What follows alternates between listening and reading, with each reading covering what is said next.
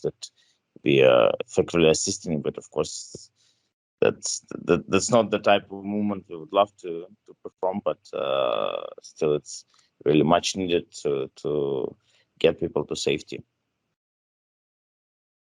Absolutely. Just before we carry on, do you mind if I record this? That's fine. Okay. So we have a few questions.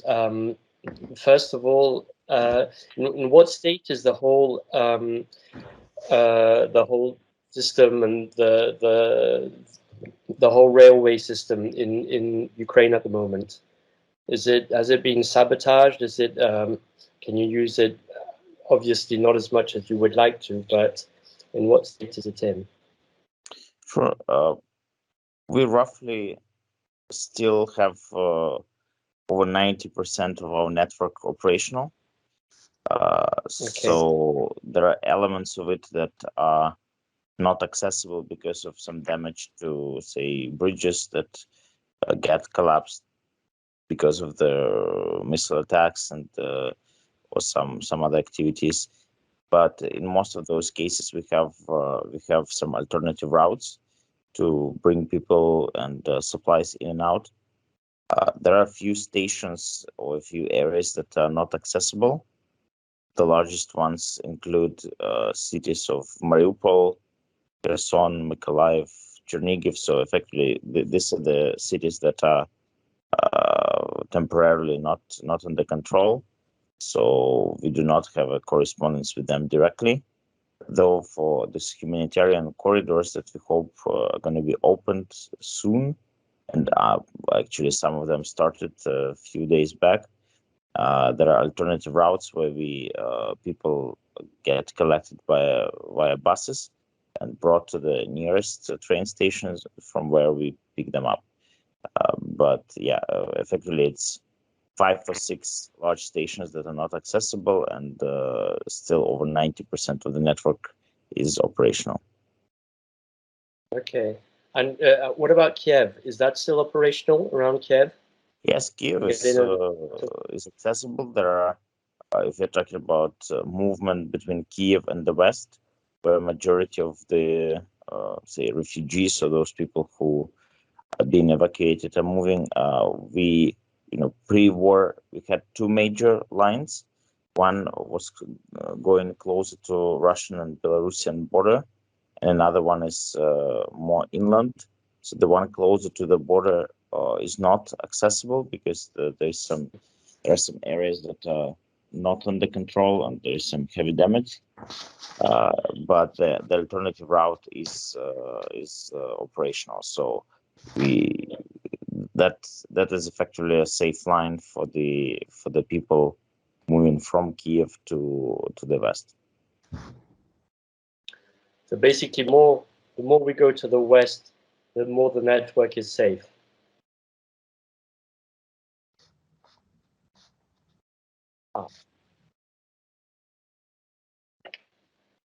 I think we've broken up. The connection was interrupted. Probably you want to repeat? Yes, basically, the more we go to the west, the safer the network is. Unfortunately, you cannot say though, because the attack was pretty much from multiple fronts. So we on our Facebook and on our Telegram we publish daily that update where graphically you see the stations that are working and those that are not. So you will see that map, and effectively it's like being surrounded. So you have a few areas in the north, you have areas in the east, but you also have areas in the south. Of course, western side is less affected, but effectively it's like being surrounded from multiple sides. But you can find that map for the illustration purposes. The latest one, I think that will show you the picture. Okay. And how about your workforce? How much of your workforce is actually active at the moment? Yeah, that's another kind of important aspect. First off, you should understand that we are the largest kind of country's employer. We have around 230,000 people working for Ukrainian railways. Out of those, say, we are still to complete the complete evaluation, the full evaluation of which status, like how many people are in what status. So effectively, we have those that are like working and in the areas that we have full operation, and this we should say is roughly like 70 to 80%. Though some of them kind of when it comes to certain roles are not effectively sort of can do the same. So, for instance, there are roles. I mean, if you talk about the even headquarters, was there are roles that are not necessarily, like in ticketing, marketing, and things of those nature that are not fully functional. So some of those people go on temporary sort of they still count as employees, but they're not actively perform duties. So then there is a category of people which is effectively under territories that are not controlled, but still most of them are in contact with the railways. They are loyal. They actually now performing duties to protect the equipment, to do some like maintenance work, keep the depots functioning. So they're not in active operation. But say if I talk about my depot heads that are under in the territories that we cannot connect with, for example, Mariupol, they still Mariupol, we don't have a connection yet, but say Sumy, we have a connection. So people are there, they're willing to work, but they cannot. And then you have, of course, category that temporarily moved. So some roles we managed to switch from the east to the west or to the areas, and we moved like families of employees. This already counts like thousands of people. So we're moving them and trying to relocate certain roles, certain jobs that can be done remotely. So there are effectively like three to four categories of employees affected. But it's not that we have any information that some of the employees are sort of not working at all or completely kind of get disconnected. So even though the bottom line is, even those that are on the territories temporarily not controlled by Ukraine, they to the extent possible kind of maintain active. Okay. And your rolling stock, do you have much damage on the rolling stock at all? Well, we have certain incidents. So far, they've been rather selected cases. So, for instance, we had a depot for the DMUs, diesel multiple units in Korostin, which is closer to Belarusian border and some like 200 or so kilometers from Kiev, which was attacked. We assume it was attacked because of the fuel reserves over there. So there were a few trains out there in that depot that got damaged. That's number one. Number two, kind of visible thing is during the evacuation exercise in the city of Irpin, which is near Kiev, we have sent the locomotive with the 4 rail cars to evacuate people from there. But unfortunately, it was one of the cases when the humanitarian corridor wasn't sort of supported by the enemy forces, and it got under attack. No one get killed at that stage, but the few rail cars got derailed and the locomotive got derailed.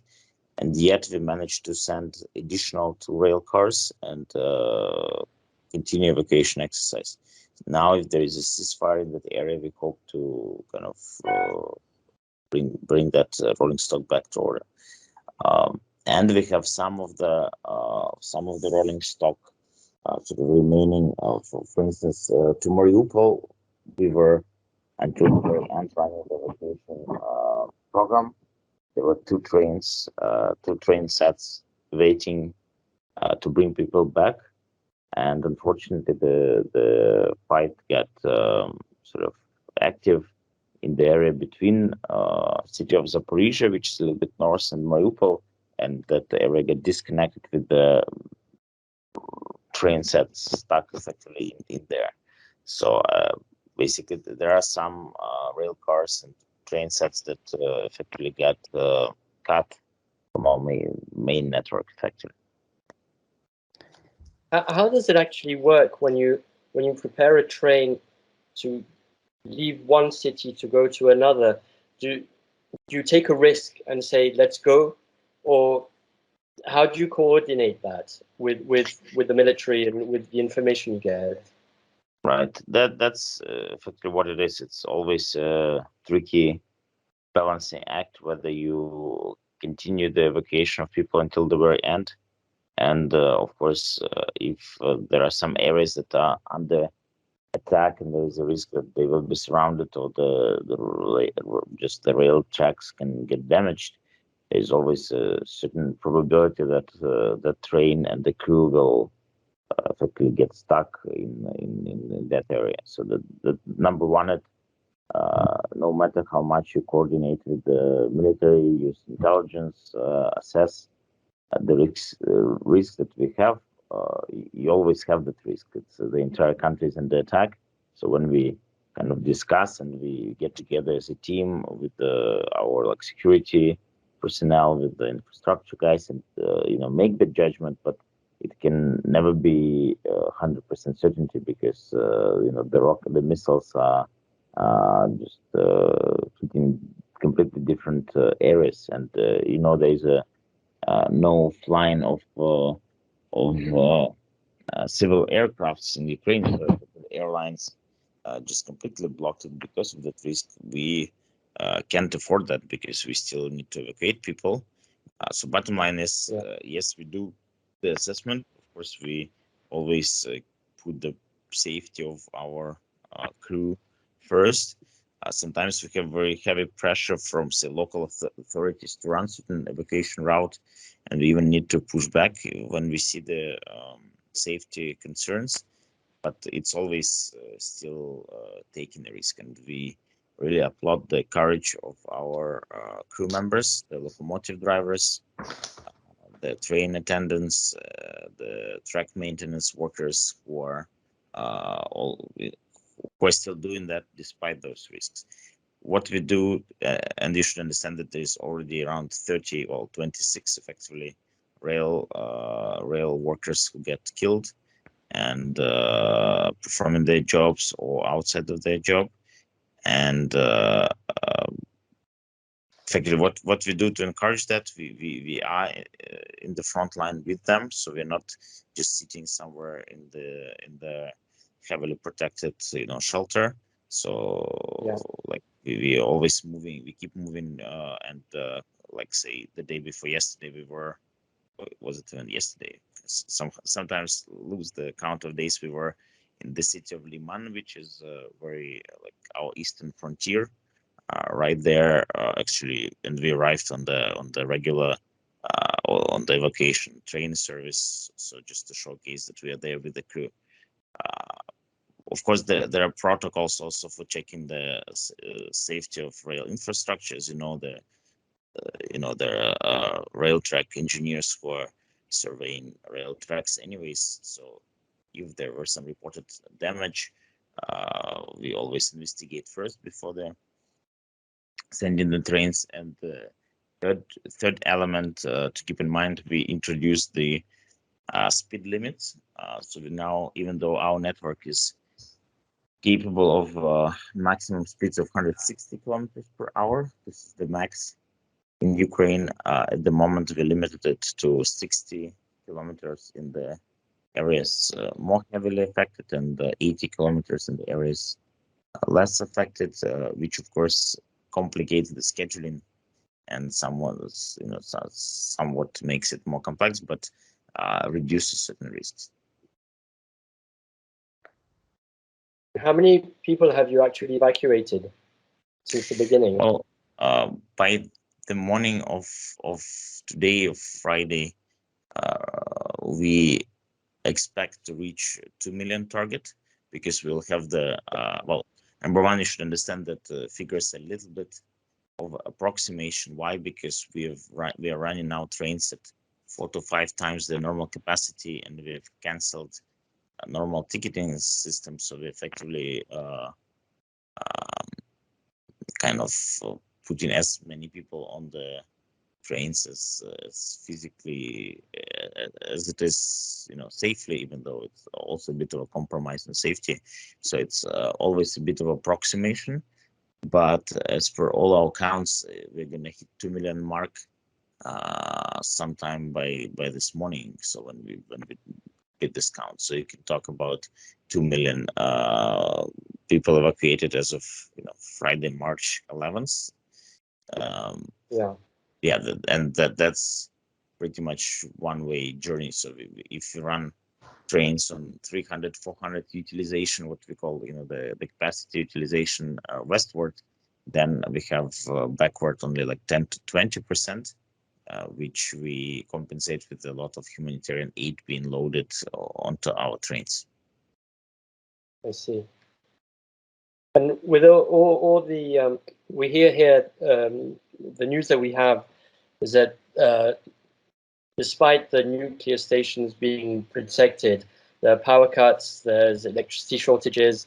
How do you manage the energy to run the trains and the whole network, basically? Well, so far that's been more or less like manageable. There are a few tricky things. Number one, because of reduction in cargo loads, and for the cargo, if we used to have loading of up to 800,000 tons per day of the cargo business, now it's somewhere around 200, 250. So we've lost, and Ukraine is very much like cargo heavy network, right? So we have the joint network, cargo and passenger, and it's very big cargo volume. So when that got reduced by effectively 4 times, it meant that the energy balance changed a little bit. So we have a tricky situation that the power devices and the grid was a little bit overloaded. So there was some times when there were certain like safety and operational concerns, but then our like electric grid operator kind of rebalanced that. So there was a bit of a technical challenge with that. That's number one. Number two, general power cuts were the issue just on a few occasions where we had to supplement electric traction with the diesel locomotives. Fortunately, because of that massive reduction in the cargo volumes, we now are able to leverage the locomotive, the diesel locomotives from the cargo business. As you might know, actually, prior to the war, Ukraine was in a very close. Was actually very close in the partnership deal with Alstom on locomotive purchase. So we effectively in the big need of locomotives, and we actually welcome very much the recent decision of Alstom to pull away from Russia, which is of course an important sign that the company values not just money, but the like ethical side of business. So I'm mentioning this to say that in general we're in a huge deficit of locomotives, and we have this major procurement program. But now, because of this drop in cargo volumes, we had enough diesel locomotives to supplement and run the services even when there were some power cuts. But so far, grid is operational, so in Ukraine, we have roughly half of the network electrified, so that one is working, so it didn't stop. And what's the atmosphere like in your, first of all, within your staff? Well, of course, you should understand that. Well, I should say people turn out to be very strong, and this is everywhere from top management to the bottom line. We have very limited cases. Well, there are some, but very limited of actually people really abandoning their duties or not performing their duties. And as I said, those were really probably less than 10 out of like hundreds of thousands of employees. Just very selected cases. In the majority of the situations, well, people, the line staff, the staff on the ground, as I said, does pretty much heroic work running the service in the very tough conditions. It's not just heading into the areas that are not 100% safe. It's also dealing with the overcrowded stations. I think many of you have seen the photographs or pictures from the train stations that are, well, effectively everyone wants to evacuate, and that was another very big challenge for us to keep the stations safe, where thousands and thousands of people aiming to board the train, and of course limited security personnel, because in cities such as Kharkiv, which is under heavy attack, of course the security personnel is more focused on the immediate like military operations. So bottom line is people are working under very stressful conditions, and yet they are performing really well. What we also, because generally pre-war we fought very hard at Ukrainian Railways to improve, our NPS, the customer satisfaction, and how people have treated railways, because as in every country, customers have a lot of sort of they notice a lot of challenges with the railways. They complain about rolling stock quality, about punctuality, things of that nature. Now we see overwhelming support of the customers of the work the railway women and men are doing.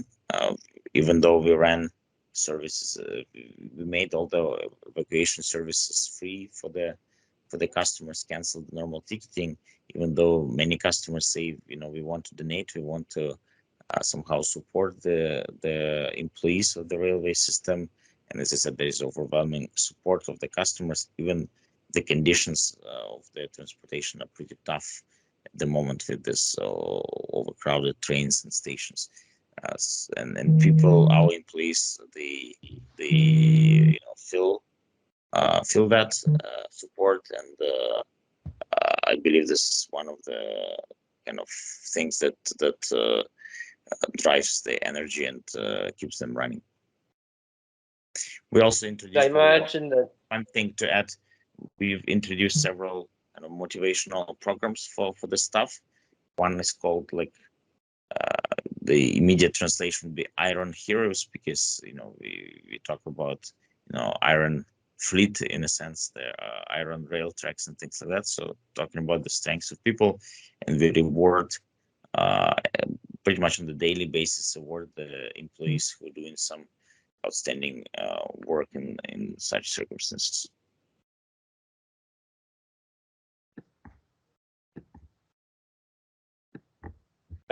You just broke up.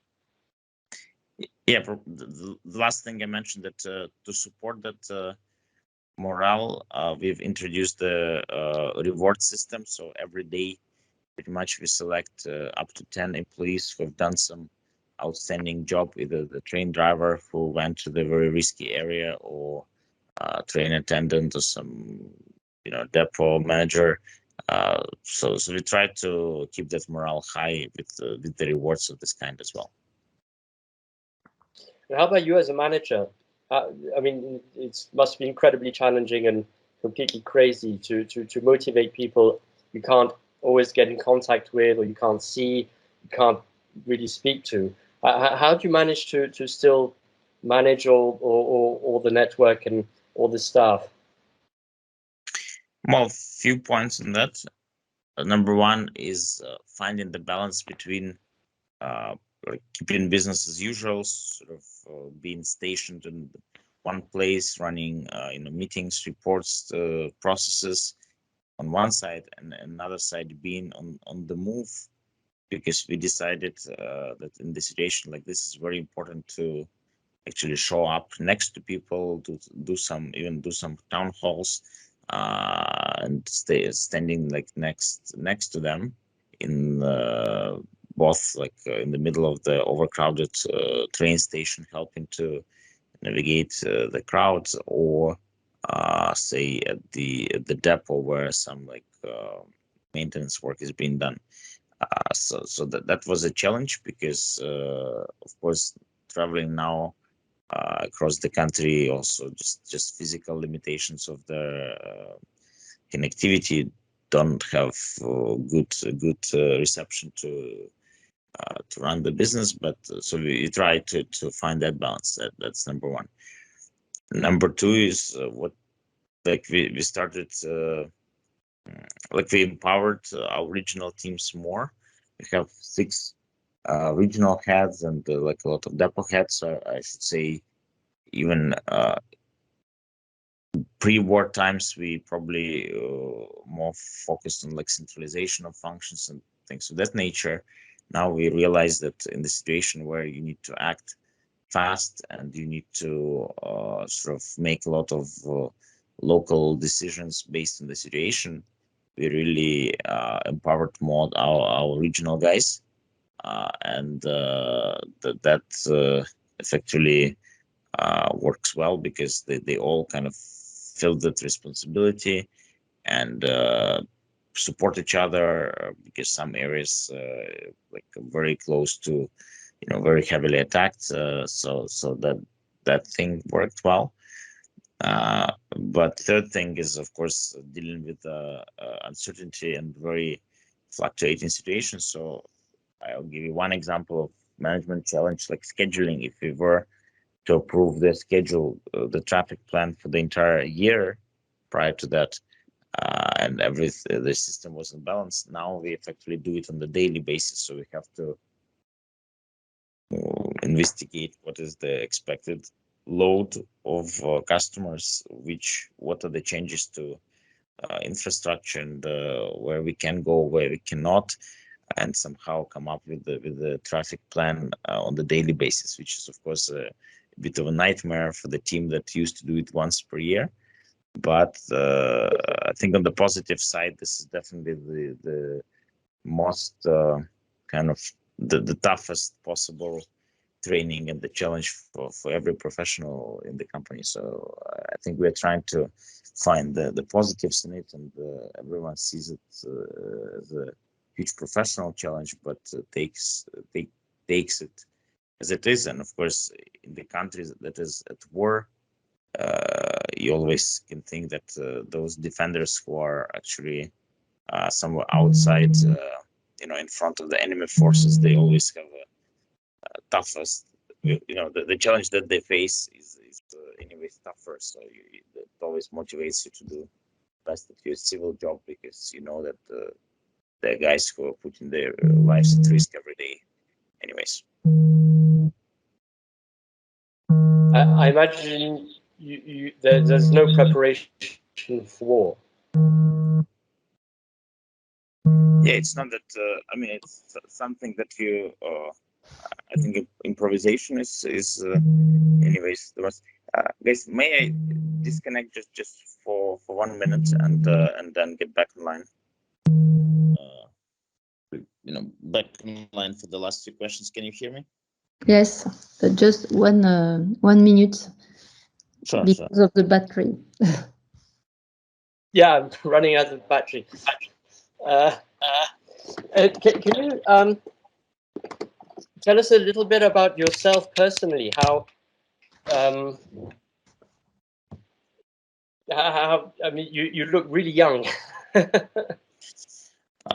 Sure. Well, yeah, I think situations like this every day probably counts for a few months, so it makes you older or mature at least. But effectively, my story is I'm not like a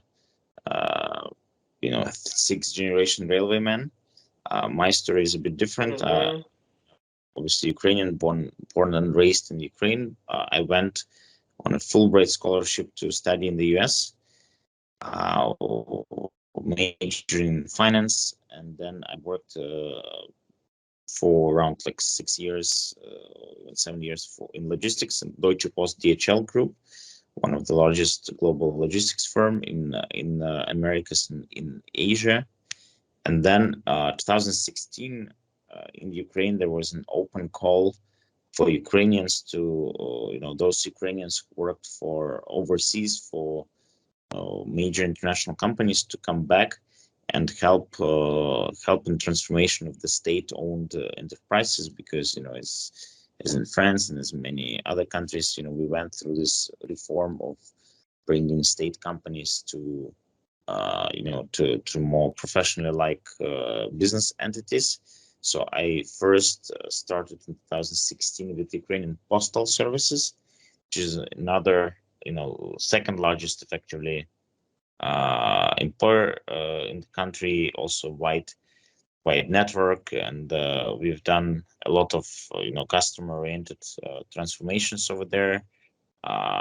And in 2000, effectively just around 1.5 years ago, I was invited from Ukrainian Postal Services to where I was chief operating officer to state railway system, to Ukrainian railways. And effectively our entire management team now is composed of I should say rather younger people with a business background. There are of course some seasoned railway professional working hand in hand with us, but generally the Ukrainian government, the Ukrainian state companies now in the process of being transformed, so a lot of young generation leaders are engaged. And I think that this kind of interesting thing about our country, that we do try to get out of this monopolistic state of events, run things differently, and this is perhaps one of the things that really differentiates us from our eastern neighbor that doesn't accept things like that. It's actually interesting that even in his address when he was effectively announcing the war, Russian president was mentioning that among other things, that state companies such as Ukraine Postal Services, Ukrainian Railways, they are sort of run by the agents of the West, or somehow like something like that. He called for. So he used this as the kind of one of the reasons that countries needs to be attacked, for whatever his logic is. Anyways. And how closely do you work with the government at the moment? We are in very close alignment, I should say. Generally, in the peaceful times, we have a supervisory board that was actually recently, the new team came to the supervisory board that also consists of the reputable international fellows. Say there's ex-CEO of Deutsche, ex-CFO of Deutsche Bahn is on the board. Some other international executives.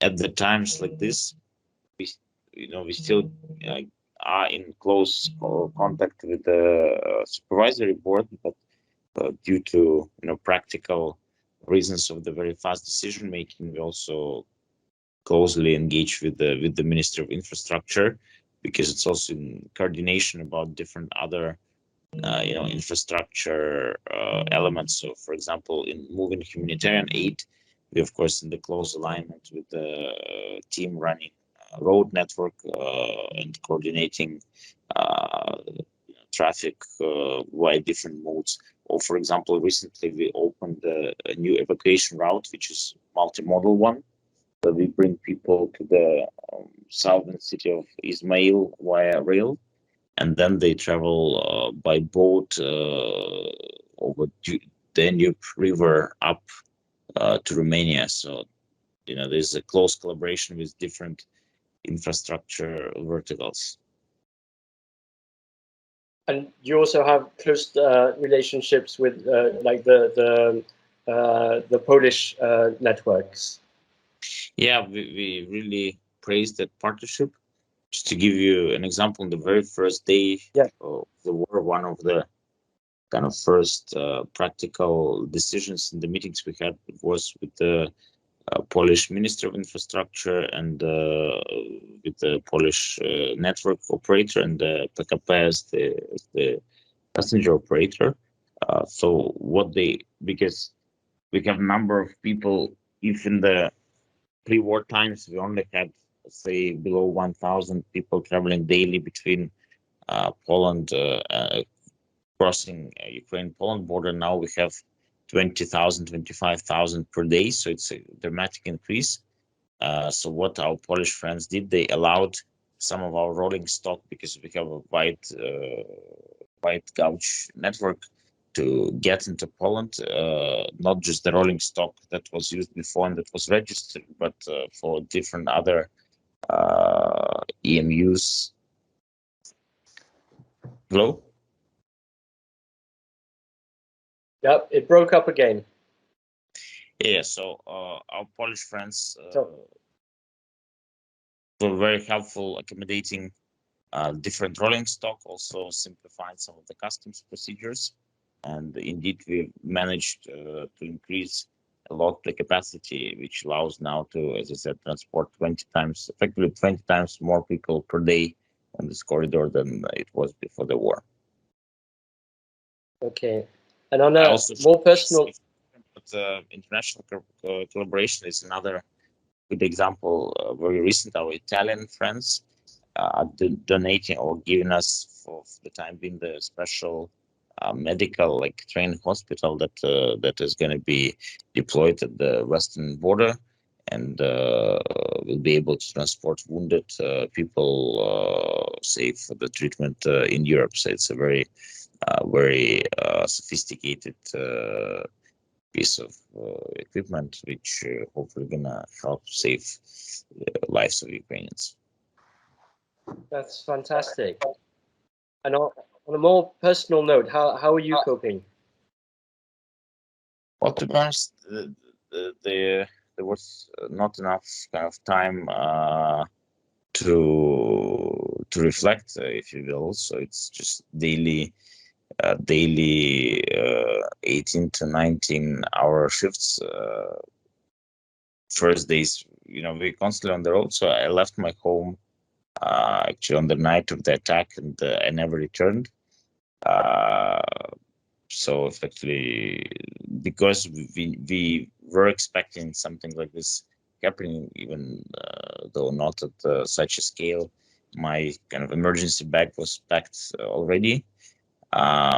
So effectively, it's always on the move, and as you can imagine, not being back home is not necessarily what you expect, but the job keeps me preoccupied like 99% of the time. My family, actually, my parents were in the city of Severodonetsk, which is in the very east of Ukraine. So effectively, one of our evacuation trains was also the safe line for them. I thanks to that service, I managed to bring them to safety, and same effectively applies to my fiance and my son. So fortunately, they are.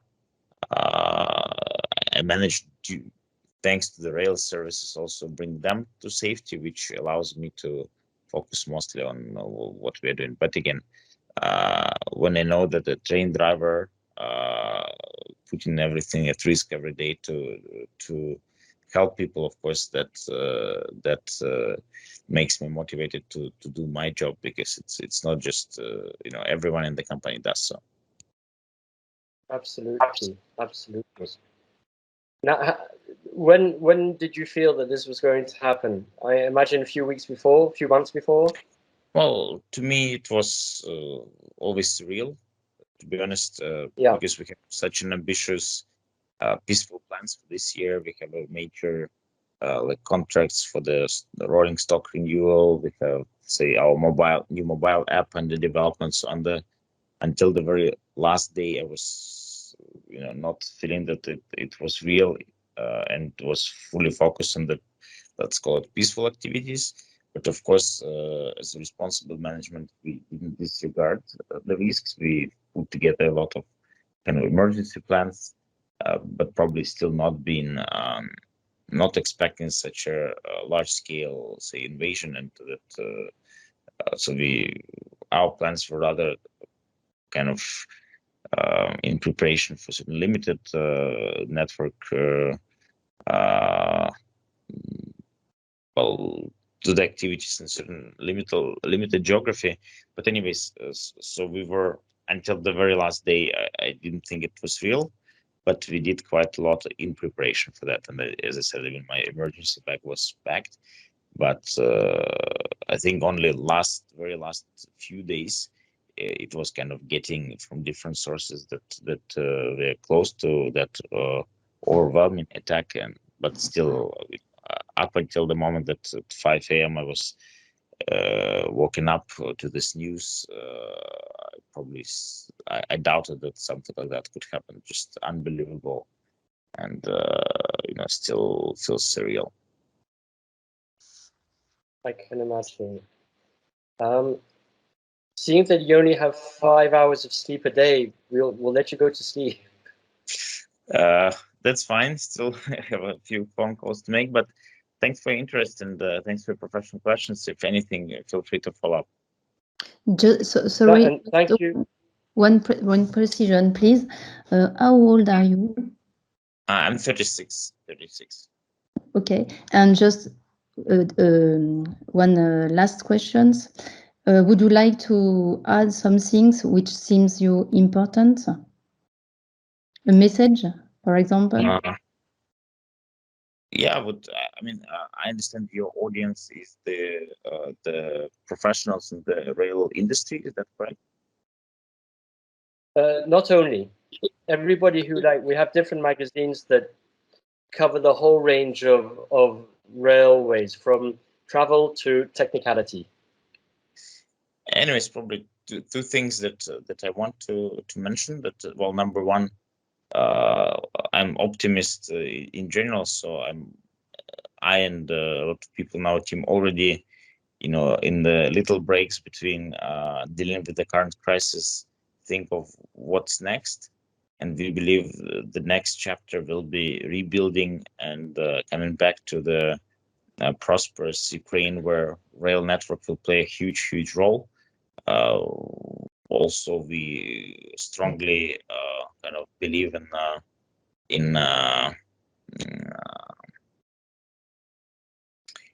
the fact that we should link the rail systems of Europe, of Ukraine, let people travel freely. So one strong message that to everyone in the industry is that sooner or later this nightmare is going to end. We're going to rebuild, and we're going to really invite travel enthusiasts and rail experts to work closely with us. So I encourage everyone to think about the future ahead, and hopefully it will open a lot of prospects for us to collaborate with the international rail professionals, with the travel professionals, and we hope that people are gonna the price that is being paid right now is for Ukraine to remain free and remain part of Europe will be worth it, and we will work very strongly close with the entire travel community. That's number one. And number two, as I say, we definitely appreciate the support given by international community, and I know that there are a lot of now rail suppliers, the companies who are making the kind of choice to support Ukraine not to operate in the country that runs this unbelievable aggression. So we really want to thank all of them for that support. So I think these two messages that I want to convey as well. Thank you. Thank you very much. Thank you so much. Good night. I appreciate you. As you said, Bye-bye. don't hesitate in dropping us a line if you need anything, if you need to convey a message. I appreciate that, and let's definitely stay in touch. Cheers. Bye bye. Thank you. Absolutely. Thank you again.